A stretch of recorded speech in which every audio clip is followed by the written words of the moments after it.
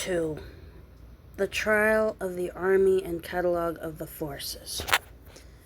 Jupiter, in pursuance of the request of Thetis, sends a deceitful vision to Agamemnon, persuading him to lead the army to battle in order to make the Greeks sensible of their want of Achilles.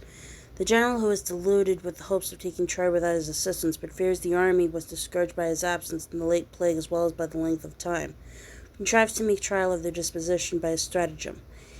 He first communicates his design to the princes in council, that he would propose a return to the soldiers, and that they should put a stop to them if the proposal was embraced. He then assembles the whole host, and upon moving for a return to Greece, they unanimously agree to it and run to prepare the ships.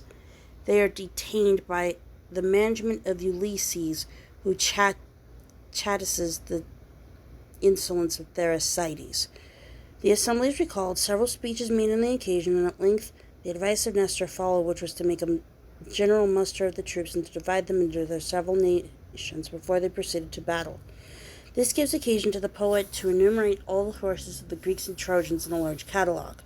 The time employed in this book consists not entirely of one day. The scene lies in the Grecian camp and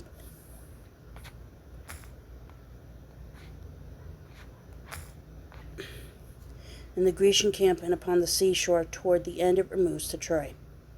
All night in sleep reposed the other gods and helmed warriors, but the eyes of Jove sweet slumber held not, pondering in his mind how to avenge Achilles' cause and pour destructive slaughter on the Grecian host. Thus, as he mused, the white discourse appeared by a deluding vision to mislead the son of Atreus, and with winged words thus to a phantom form he gave command. Hie thee, deluding vision, to the camp and ships of Greece, to Agamemnon's tent. There, changing not as I command thee, speak. Bid that he arm in haste the long-haired Greeks to combat. For the wide-built streets of Troy he now may capture, since the immortal gods watch over her no longer. All are gained to Juno's prayers, and woes impend o'er Troy. He said, the vision heard, and straight obeyed. Swiftly sped and reached the Grecian ships, and sought the son of Atreus. Him he found within his tent, wrapped in ambrosial sleep. Above his head he stood, like Neleus' son Nestor, who Agamemnon reverenced most of all the elders. In his likeness clothed, thus spoke the heavenly vision. Sleep'st thou, son of Atreus, valiant warrior, horseman bold? To sleep all night, but ill becomes a chief, charged with the public weal and cares of state. Hear now the words I bear, and to thee I come, a messenger from Jove, from whom on high looks down on thee with eyes of pitying love. He bids thee arm in haste the long-haired Greeks to combat, since the wide-built streets of Troy thou now mayst capture, for the immortal gods watch over her no longer. All are gained by Juno's prayers, and woes impend over Troy. Bear this in mind, and when from sleep aroused, let not my words from thy remembrance fade. This said, he vanished, and the monarch left, inspired with thoughts which ne'er should come to pass, for in that day he vainly hoped to take the town of Priam, ignorant of what Jove designed in the secret of woes, what groans, what lengthened labors in the stubborn fight were yet for the Trojans or for Greeks in store. He awoke from sleep, but o'er his senses spread dwelt in the heavenly voice. He sat upright. He donned his vest of texture fine new wrought, and then o'er it threw his ample robe, and bound his sandals fair round his well-turned feet. And o'er his shoulders flung his sword adorned with silver studs, and bearing in his hand his royal staff ancestral to the ships where lay the brass-clad warriors bent his way. Aurora now was rising up the steep of great Olympus, to the immortal gods pure light diffusing, when Atrides bade the clear-voiced heralds to the assembly called the general host. They gave the word, and straight from every quarter thronged the eager crowd. But first of all the elders, by the side of Nestor's ship, the aged Pylian chief, a secret conclave Agamemnon called, and prudent thus the chosen few addressed. Hear me, my friends, in the still hours of night I saw a heavenly vision in my sleep.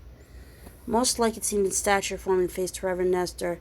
At my head stood, and with these words addressed me, Sleep'st now, thou son of Atreus, valiant warrior, horseman bold. To sleep all night, but ill becomes a chief, charged with the public weal and cares of state. Hear now the words I bear. To thee I come, a messenger from Jove, who from on high looks down on thee with eyes of pitying love. He bids thee arm in haste the long-haired Greeks to combat, since the wide-built streets of Troy thou now mayst capture, for the immortal gods watch over her no longer. All are gained by Juno's prayers, and woe impend o'er Troy. Bear thy words in mind. Thus as he spoke he vanished, and with sweet sleep forsook mine eyes.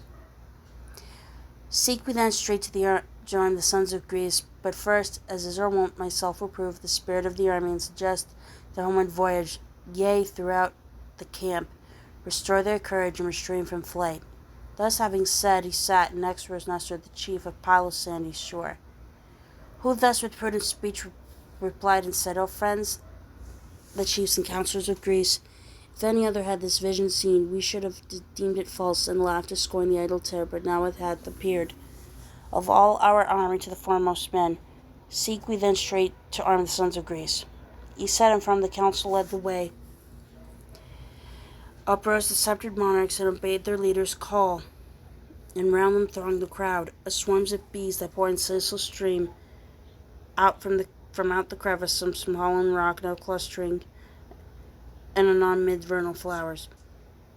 Some here, some there, in busy numbers fly. So to the assembly from their tents and ships, the countless tribes and thronging in their midst, by Jove enkindled, remerged them on. Great was the din, and as the mighty mass sat down, the solid earth from them groaned. 9 heralds raised their voices loud to quell the storm of tongues, and bade the noisy crowd be still, and listen to the heaven-born kings. At length they were all seated, and while their clamors sank to silence, then uprose the monarch Agamemnon, in his hand the royal staff, the work of Vulcan's art, which Vulcan to the son of Saturn gave. To Hermes he, the heavenly messenger, Hermes to Pelops, matchless charioteer, Pelops to Atreus, Atreus at his death bequeathed it to Thyestes, wealthy lord of numerous herds, and to Agamemnon last, Thyestes left a token of his sway o'er all the Argive coast and neighboring isles. On this the monarch learnt, as thus he spoke, Friends, Grecian heroes, ministers of Mars, grievous and all unlooked for is the blow which Jove hath dealt me, and by his promise led I hope to raise the strong-built walls of Troy, and home return in safety. But it seems he falsifies his word and bids me now return to Argos, frustrated my hope, dishonored, and with grievous loss of men. Such now appears the old ruling sovereign will of Saturn's son, who oft hath sunk the heads of many a lofty city in the dust, and yet will sink, for mighty is his hand. 'Tis shame indeed that future days should hear how such a force as ours, so great, so brave, hath thus been baffled, fighting as we do, against numbers far inferior to our own, and see no end of our warlike toil. Oh, shit. For should we choose, on terms of plighted truce, Trojans and Greeks to number our array, of Trojans all that dwell within the town, and we by tens disposed every 10, to crown our cups when Trojan should assign, full many a 10 no cupbearer would find. So far the sons of Greece outnumber all that dwell within the town, but to their aid bold warriors come from all the cities round, who greatly harass me and render vain my hope to storm the strong-built walls of Troy. Already now 9 weary years have passed, the timbers of our ships are all decayed, the cordage rotted in their homes, the while our wives and helpless children sit, in vain expecting our return, and still the work for which we hither came remains undone.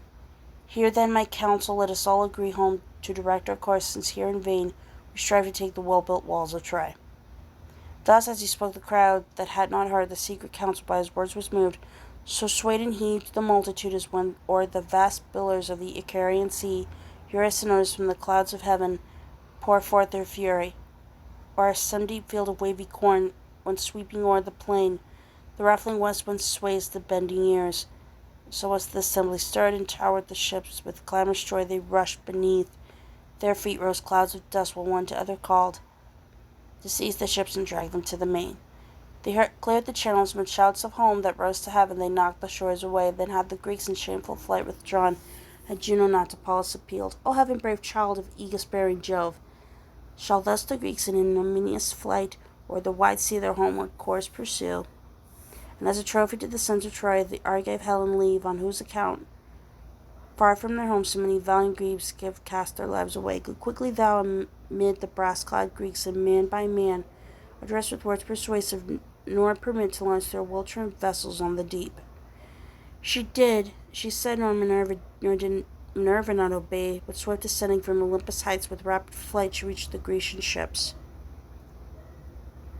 Laertes' son, in council sage as Jove, there found she standing, he no hand had laid on his dark vessel, for with bitter grief his heart was filled. The blue-eyed maid approached, and thus addressed him, Great Laertes' son, Ulysses, sage in council, can it be that you, the men of Greece, embarking thus in your swift ships in ignominious flight o'er the wide sea, will take your homeward way, and as a trophy to the sons of Troy, the Argive Helen leave, on whose account, far from their homes, so many valiant Greeks have cast their lives away?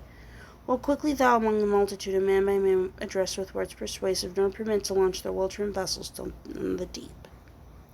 She said, the heavenly voice Ulysses knew. Straight springing to the course he cast aside, and to Eurybates of Ithaca, his herald and attendant, threw his robe into Atrides' house, and by him, armed with his royal staff ancestral, passed with rapid step amid the ships of Greece.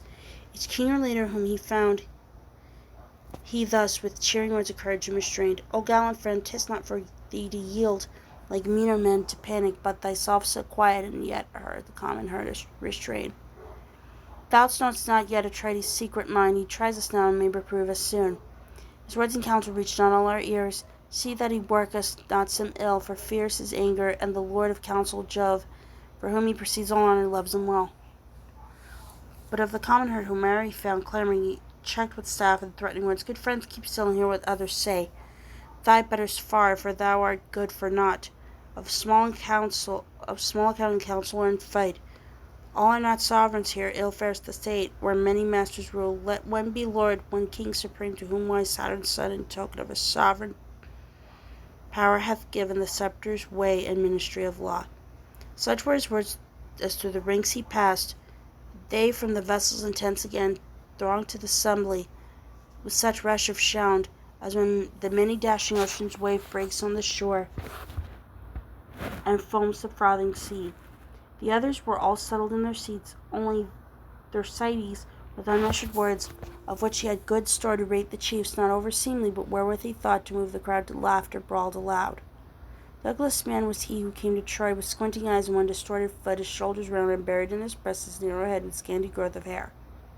Against Achilles and Ulysses most his hate was turned, on them his venom poured, and on Agamemnon's self he launched his loud-tongued ribaldry. Against him he knew, incensed the public mind, and bawling loud, with scurril words he thus addressed the king. What more, thou son of Atreus, wouldst thou have? Thy tents are full of brass, and in those tents many fair women whom from all the spoil we Greeks, whene'er some wealthy town we take, choose first of all, and set apart for thee.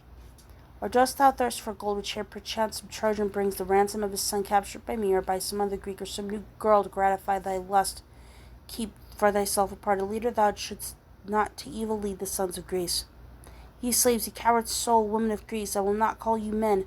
Why go we not home with our ships, and leave this mighty chief to gloat upon his treasures, and find out whether in truth he need our aid or no? One Achilles, the superior far, foul scorn hath cast, and robbed him of his prize, which for himself he keeps. Achilles sure is not intemperate, but mild of mood, else Atreus' son, the insult were thy last. And Agamemnon, leader of the host, with words like these Perseus poured his hate, but straight Ulysses at his side appeared, and spoke with scornful glance and stern rebuke. Thou babbling fool, there is Sides prompt of speech, restrain thine tongue, nor singly thus presume the kings doth slander. Thou the meanest far of that all with the Atridae came to Troy.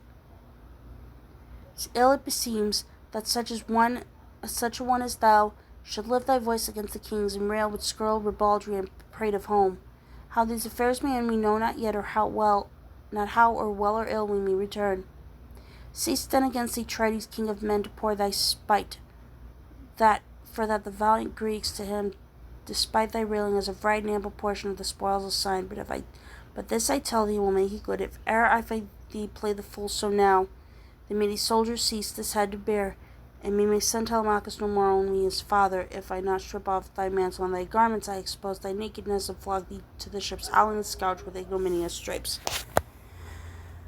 Thus as he spoke upon Thersites' neck, and came back down with his heavy staff, the wretch shrank from the blow, and scalding tears let fall.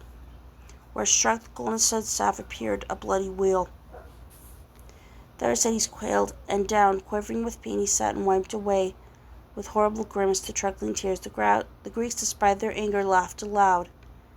And one to others said, Good faith, of all the many works Ulysses well hath done, wise in the council, foremost in the fight, he never hath done it better than when now he makes a scurril babbler hold his peace. Methinks his headstrong spirit will not soon lead him again to vilify the kings.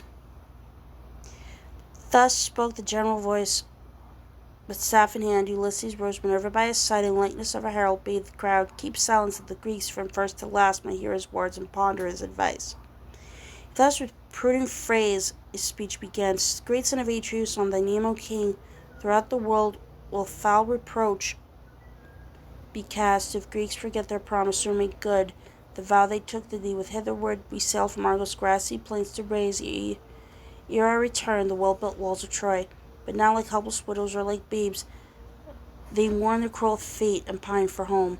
To start indeed, defeated to return, the seaman murmurs if from wife and home, even for 1 month his well-found bark be stayed, tossed by the wintry blasts and stormy sea. But as the ninth revolving year beholds, still lingering here, I cannot therefore blame a valiant Greeks, if by the ships I hear their murmurs yet 'twere surely worst of all long to remain and bootless to return. Bear up, my friends, remain a while, and see if Calchas truly prophesy or no. For this ye all have seen, and can yourselves bear witness, all who are yet spared by fate, not long ago when ships of Greece were met at Aulis, charged with evil freight for Troy. And we around a fountain to be gods our altars reared, with faultless hecatombs, near a fair plane tree where bright water flowed. Behold, a wonder by Olympian Jove sent forth to light a snake with burnished scales, of aspect fearful, issuing from beneath the altars, gilded, glided to the plane tree straight. There on the topmost bough, beneath the leaves, cowering, a sparrow's collar nestlings lay, 8 fledglings, and the parent bird the ninth. All 8 nestlings uttering piercing cries, the snake devoured, and as the mother flew, lamenting o'er her offspring, round and round, and coiling caught her, shrieking by the wing. Then, when the sparrow's nestlings in herself the snake had swallowed, by the god who first sent him to light, a miracle was wrought. For Jove, the deep-designing Saturn's son, turned him to stone. We stood and wondering gazed. But when this prodigy befell our rites, Calchas, inspired of heaven, took up a speech. Ye long-haired sons of Greece, why stand ye thus in mute homage to us? Olympian Jove, to whom be endless praise, vouchsafes this sign, late son of late fulfillment, as ye saw the snake devour the sparrow and her young, the 8 nestlings, and the parent birth the ninth. So for many years are we condemned to wage a fruitless war, but in the 10th the wide-built city shall at last be ours. Thus he foretold, and now the time is come. Here then, while ye well-grieved Greeks, let us all remain till Priam's wealthy city be our own. He said, and loudly cheered as the Greeks, and loud from all the hollow ships came back the cheers in admiration of Ulysses' speech. Gerene and Nestor next took up the word. Like children Grecian warriors ye debate, like babes to whom known are feats of arms. When then are now our solemn covenants, our pledged oaths? Go, cast we to the fire our counsels held, our warriors' plans matured, give our absolute pledges, and our plight handplate given, in which our trust was placed, since thus in vain in words we wrangle, and how long soe'er we here remain, solution none we find. Atrides, thou as is thy wont, maintain unchanged thy counsel for the stubborn fight-arrayed Greeks, and let perdition seize those few, those 2 or 3 among the host, who hold their separate counsel, and on them depends the issue. Rather than return to Argos, here we prove if Jove indeed will falsify his promised word or no. For well I ween that on the day when first we Grecians hitherward our course addressed, to Troy the messengers of blood and death, the o'er-ruling son of Saturn on our right is flashing, with auspicious sun assured us of his favor. Let us not then, none other than the wives of home be breathed, your Trojan wives, given to our warriors, retribution paid for wrongs by us, and Ellen's cause sustained. Whoso longs, if such a one there be, to make his homeward voyage, let him take his well-rigged bark and go, for the rest to meet the doom of death. But thou, O king, be well advised thyself and others lead by wholesome counsel, for the words I speak are not to be despised by tribes and clans, so Agamemnon. Range thy troops that so tribe to tribe give aid, and clan to clan. If thus thou do, and Greek thy words obey, then shalt thou see of chiefs and troops alike, the good and bad, for on their own behoof they all shall fight, and if thou fall shalt know whether thy failure be of heaven's decree or man's default in ignorance of war. To whom the monarch Agamemnon thus: Father and counsel of the sons of Greece, none can compare with thee. And would to Jove, to Pallas, and Apollo at my side, I had but 10 such counsellors of thee. Then soon should royal Priam's city fall, taken and destroyed by our victorious hands. But now on me hath aegis-bearing Jove, the son of Saturn, fruitless toil imposed, and hurtful quarrels, and a wordy war about a girl Achilles and myself engaged, and I, alas, the strife began. Could we be friends again, delay were none. How short soe'er of Ilium's final doom. But now to breakfast here we waged the fight. Each sharpened well a spear, shield prepare, and each to his fiery steeds their forage give. Each look his chariot o'er, that through the day we may unwearied them the tide of war. We would stem the tide of war, for respite none, how short soe'er, shall be till night, shall bid the storm of battle cease. With sweat shall reek upon each warrior's breast the leathern belt beneath the cowering shield, and hands shall ache that wield the ponderous spear. With sweat shall reek the fiery steeds that draw each warrior's car, but whomsoever I find loitering beside the beaked ships, for him 'twere hard to escape the vultures and the dogs. He said, and from the appalling ranks of Greece rose a loud sound, as when the ocean wave, driven by the south wind on some lofty beach, dashes against the prominent crag, explosive blasts from every storm that roars around, uprising them, and through the camp dispersed. They took their several ways, and by their tents the fires they lighted, and the meal prepared. And each to some one of the immortal gods his offering made, that in the coming fight he might escape the bitter doom of death. But to the o'erruling son of Saturn, Jove, a sturdy ox well-fathered, 5 years old, a tread he slew, and to the banquet called the 8 chiefs and counsellors of Greece. Nestor the first, the king Idomeneus, the Jew Ajaces next, and Tydeus' son Ulysses sixth, as Jove and counsel sage. But uninvited Menelaus came, knowing what cares upon his brother pressed. Around the ox they stood, and on his head the salt cake sprinkled. Then amid them all the monarch Agamemnon prayed aloud: Most great, most glorious Jove, whom dwellst on high, in clouds and darkness veiled, grant thou that ere this sun shall shed, and night overspread the earth, aye, may the haughty walls of Priam's house lay prostrate in the dust and burn with fire, his lofty gates and stripped from Hector's breast his short-rent tunic, while round his corpse many brave comrades prostrate by the dust. Thus he, but Samson his prayer denied, received offerings, but his toils increased.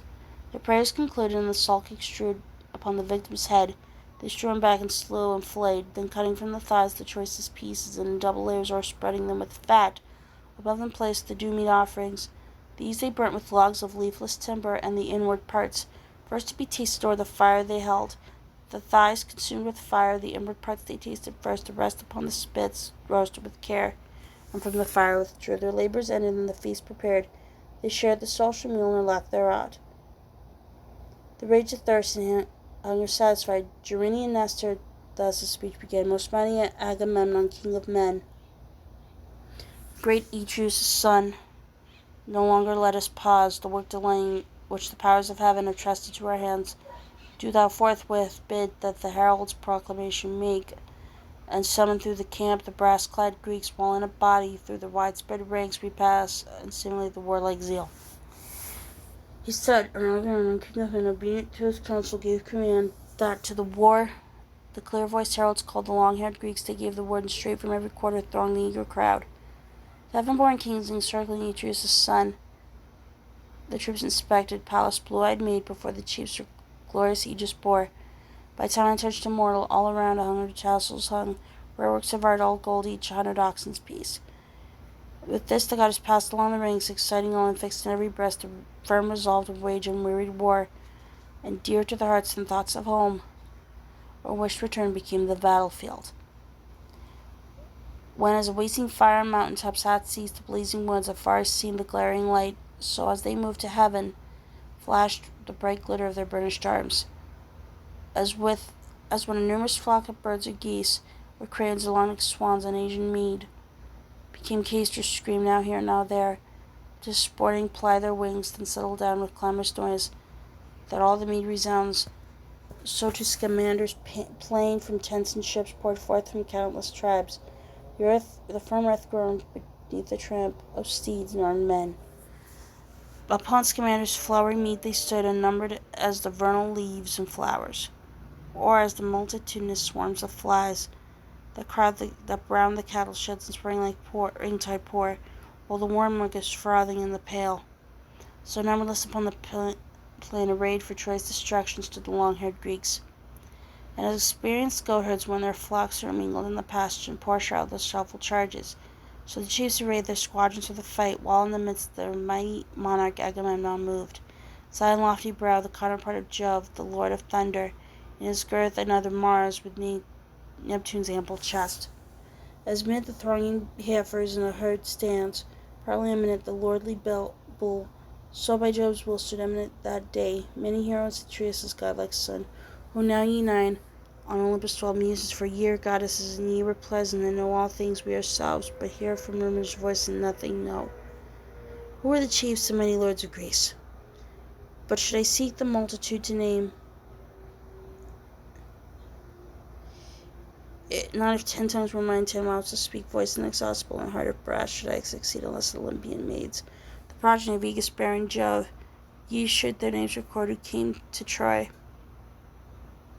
The chiefs and all the ships I now rehearse. Boeotius troops by Penelus were led, and Latus and Prothony are bold.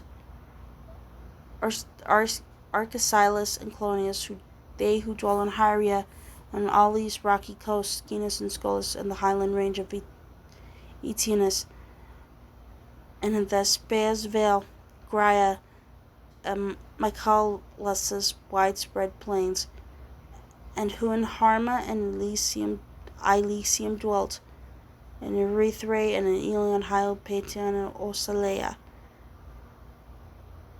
and Copae, and in Median's well-built fort Utresis, Thisbe's dove-frequented woods, and of Coronca, and the grassy meads of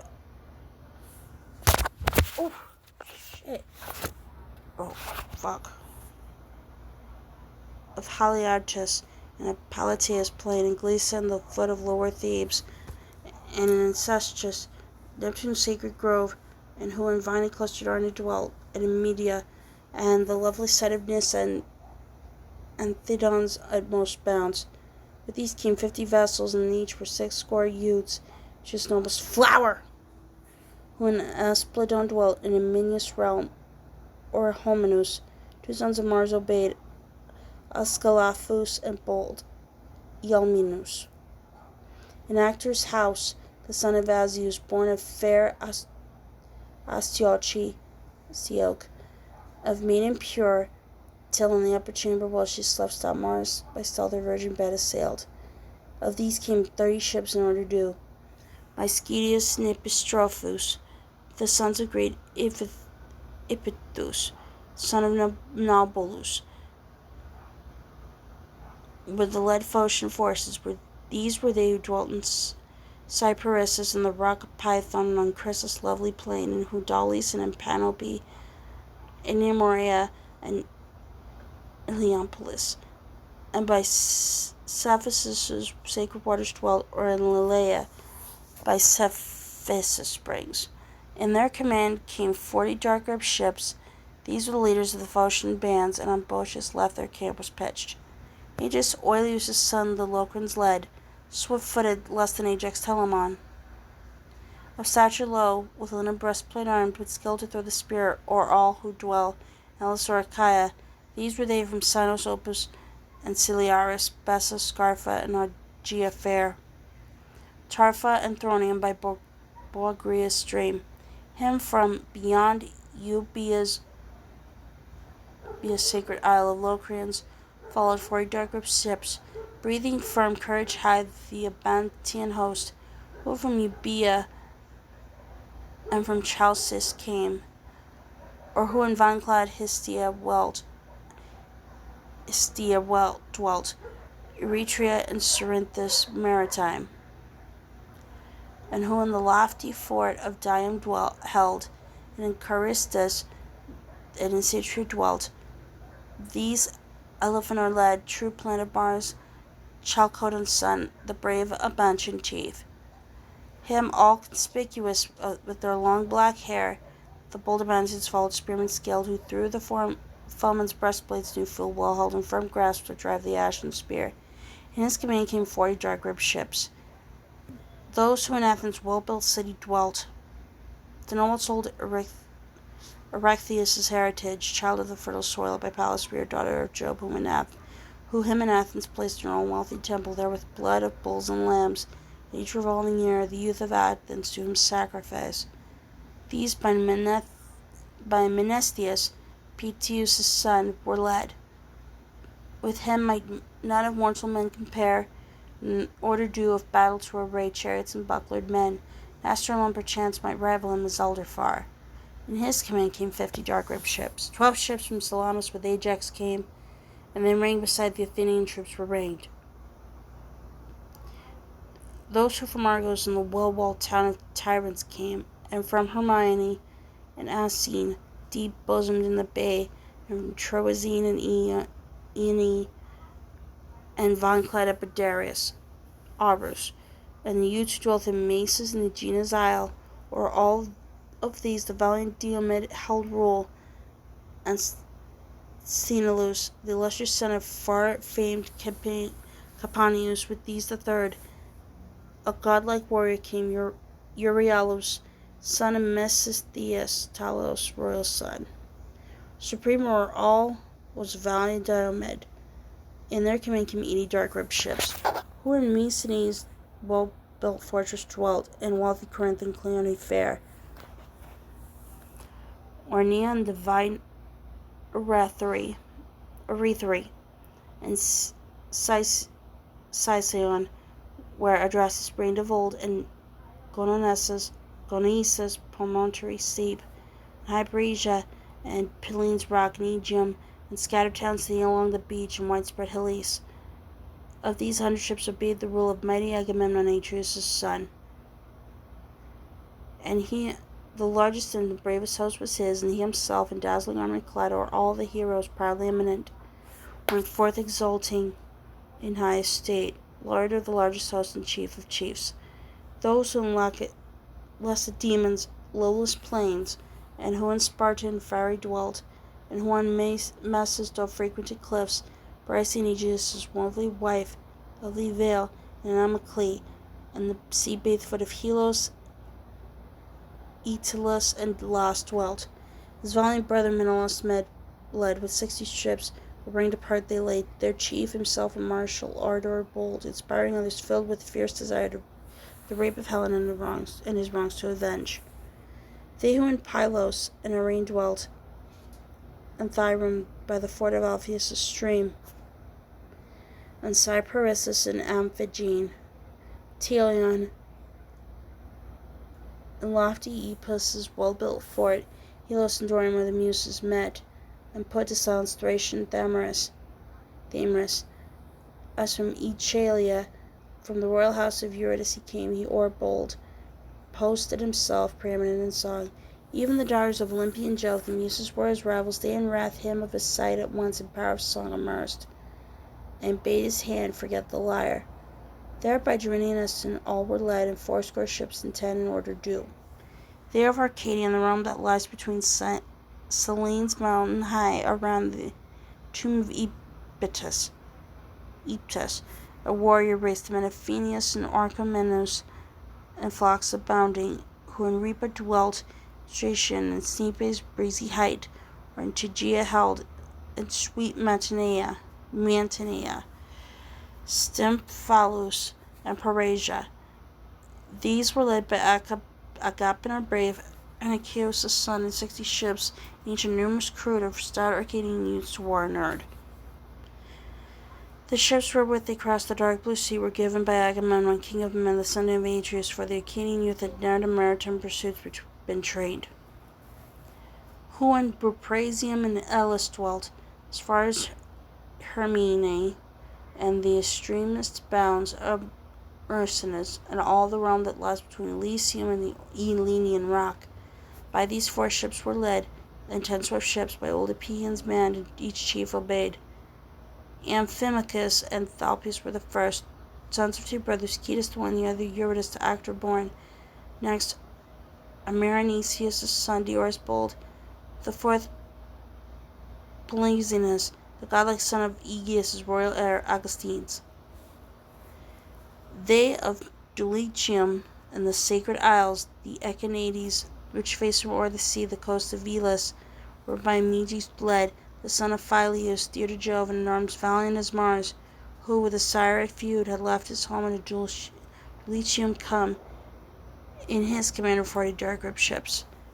Those who from warlike Cephalonia came in Ithaca and leafy Neritus and Crocelium, rugged Acalypse and Samos, exact Achaethanus, and the coast of the mainland with its opposing isles, these and 12 ships with scarlet peanut bows. Ulysses led in council sage as Jove. Thoas, an Adreman's son, the Aetolians led, from Pleuron to Pylon to Elenius, Chalcis by sea, and Racky Caledon. The race of Venus was no more himself, and fair-haired Meleager both were dead. Once all Iliad's rule on him was laid, in his command came 40 dark-ribbed ships. The king Idomeneus the Grecians led, from Knossos and Gortynus well-walled town, Miletus and Lycastus, white stone cliffs Lytus and Festus, Rhytium and the rest, whom Crete from all our 100 cities sent. These all Idomeneus, a spearman skilled, their king commanded, and Meriones in battle Terran, arable as blood-stained Mars. In their command came 40 dark-ribbed ships. Valiant and tall, the son of Hercules, Lepolemus, 9 vessels brought from Rhodes by gallant Rhodians manned, who tripartite were settled, and in Ialius dwelt. The Cis dwelt, in Lindus and Camerus, white stone hills. These all renowned to Polymus obeyed, who to the might of Hercules was born of fair Astyoche's captive. She, when many a godly town his arms led, raised, was brought from Ephyra by Celis stream, reared in the royal house, was brought from Ephyra, the Celis stream, reared in the royal house, Polymus, in early youth, his father's uncle slew, a warrior once, but now in life's decline, Licinius. Then in haste the fleet he built, mustered a numerous host, and fled by sea the threatened vengeance of the other son and grandsons of the might of Hercules. Long wanderings past, and toils and perils borne. To Rhodes he came, his followers by their tribes, 3 districts formed, and so divided dwelt, beloved of Jove, the king of gods and men, who showered upon them boundless store of wealth. Nereus 3 well-trimmed ships from Smyrna brought, Nereus to Charops, whom Aglaia bore. Nereus, the goodliest man of all the Greeks who came to Troy, save Peleus' matchless son, but scant his fame, and few the troops he led. Who in Cyrus dwelt, in Carpathus, Harpathus and coast, the fortress of Eurypylus, and in the Casian and Caledonian isles, who were by Phidippus led, and Antiphus, 2 sons of Thassalus, Alcides' son. With them came 30 ships in order due. Next those who in Pelasgia and Argos dwelt, and who in Alos and Alope and Trachis and Phthia, in Hellas famed for women fair, of these by various names, Chians, Myrmidons, Helen is known, and 50 ships, Achilles was the chief. But from the battle strife these all abstained, since none there was to marshal their array. Peleus' gun-like son, the swift of foot, lay idly in his tent, the lost resenting Briseis' fair-haired daughter, whom himself had chosen prize of all his warlike toil. When he Lyrnessus and the walls of Thebes o'erthrew, and mines in Phistrophus struck down bold warriors both, even as his son Celebius' royal heir for her in wrath, held aloof, but soon again to appear. Those in the flowery plain of Pirasus to Ceres deal, who dwell in Phylace, Iton rich in flocks, and by the sea and Antron and Pteleon's grass-clad meads. These led Protesilaus, framed in arms, while yet he lived, now lay beneath the sod. In Phylace were left his weeping wife, and half-built house him springing to the shore. First of the Greeks adored and warriors slew. Nor were his troops did leader through though they mourned, left leaderless the post of high command. Podarces claimed to have raided true planet Mars, Iphiclus' son, the rich Phylacides. Brother of Protesilaus, he younger in years nor equal in renown, yet of achieved no want the forces felt, though much they mourned their valiant leader slain. In his command came 40 dark-ribbed ships. Those who Pherae came beside the lake Bebice, and who dwelt in Glaphyrae, in Ebe, and Iolcos well-built fort. These and 11 ships Eumelus led, who Peleus' daughter Pharos raised divine Alcestis to Admetus born, who in Methone and Thaumacia dwelt, in Melibea and Olizon's rack, the Philoctetes, skillful archer, led. 7 ships were theirs, and every ship was manned by 50 rowers, skillful archers all. But he, their chief, was lying racked with pain on Lemnos' sacred isle, therefore left perforce and torture from a venomous serpent's wound. There he in anguish lay, and the long-eared kings of royal Philoctetes felt their need. Yet were his troops, their leader though they mourned, not leaderless. Oilus' bastards and Meno of Rhene bore their ranks arrayed. Who in Achalia, Eurytus' domain, in Trica, and in Raphi dwelt. These Polydarius and Macon led, 2 skillful legions, Aesculapius' sons. Of these he came 30 ships in order to do, who in Armenium and Asterium dwelt, by Hyperius' front, and on heights of Titanum's white peaks. Of these were chief Eurypylus, Aemon's gallant son. In his command came 40 dark-ribbed ships, who in Argis and Gertona dwelt, Ortha, Elon, and the white-walled town of Aluson. Polypoetes led, son of Pirithous, progeny of Jove, a warrior bold. Hippodamia fair him to Pirithous bore, by time he slew the shaggy centaurs, and from Palion's heights refuge mid the rude Theses drove. Nor he alone, with him to Troy there came a true scion of Mars, Leonteus, heir of the nobly born Coronis, Sinus' son. In their command came 40 dark-ribbed ships. With 22 vessels Gonius came. Beside this he the Aeneas led, and the Parabians, warlike tribes, and those who dwelt around Dodona's wintry heights, or tilled the soil upon the lovely banks of Tiresias, who to Aeneas pours the tribute of his clearly flowing stream. It mingles not with Aeneas' silver waves, but on the surface floats like oil, is sourced from Styx deriving, and whose awful name about gods and men by holiest arts are bound. Magnesia's troops, who dwelt by Aeneas' stream, or beneath Pelion's lethe quivering shades. Swift-footed Prothos led, Tenthadron's son. In his command came 40 dark-ribbed ships. These were leaders and the chiefs of Greece, same muse of these who with the Atridae came, horses and men, and claimed the highest of praise. Of steeds, the bravest and noblest far were those Eumelus drove, Admetus' son. Both swift as birds and age and color matched, alike in height as measured o'er the back, both measured by Phoebus of the silver bow, and reared in Pieria, thunderbolts of war. Of Manuel yet Achilles held his wrath, the mightiest far was Ajax Telamon. For with Achilles and the steeds that bore the matchless son Peleus done might vie.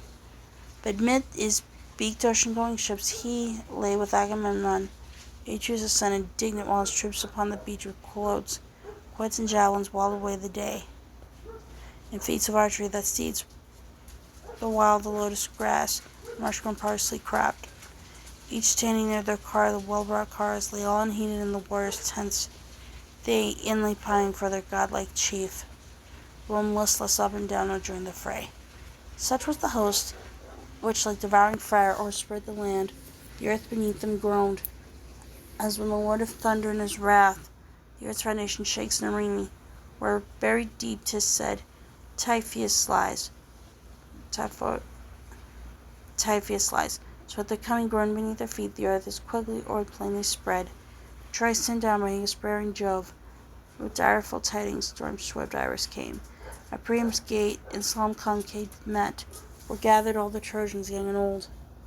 So Tyrus stood amongst them, and the voice, assuming a Polites, Priam's son, the Trojans scattered trust into his speed, was posted on the summit of the mound of ancient Aeetes, there to watch till from their ships the Grecian troops should march.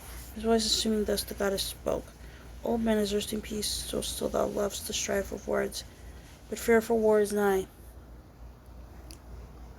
Full many a host and line of battle range my eyes have seen, but such a force as this, so many and so vast I ne'er beheld. In number as the leaves, or as the sand against the city or plain they come. Then Hector, for to thee I chiefly speak, this do, thou knowest how various are allies of different nations and discordant tongues.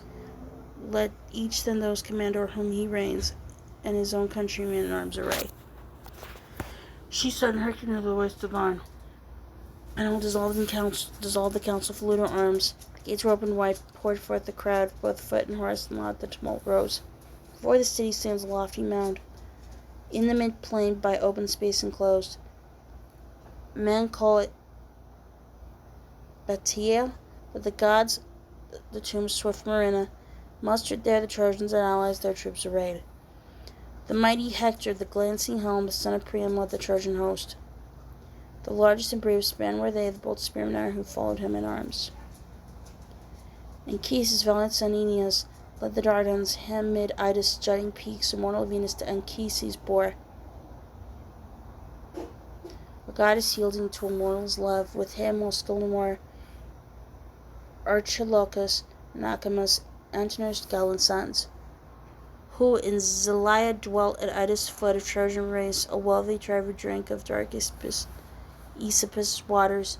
These were led by Pandarus, Lyson's noble son, taught by Apollo's self to draw the bow, who from Adraste and Ephesus' realm, from Pythia with the lofty hill Tyrian came, with linen corselets girt.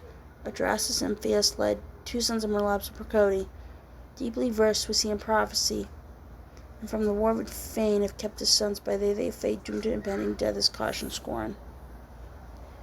Those who Repractium and Procode came, and who in Sestos and Abdios dwelt, and in Arispa fair, those Asius led, the son of Hyrtacus, of heroes chief, Asius from the son of Hyrtacus, who came from fair Arispa, borne by fiery steeds, of matchless size and strength from Celis' stream.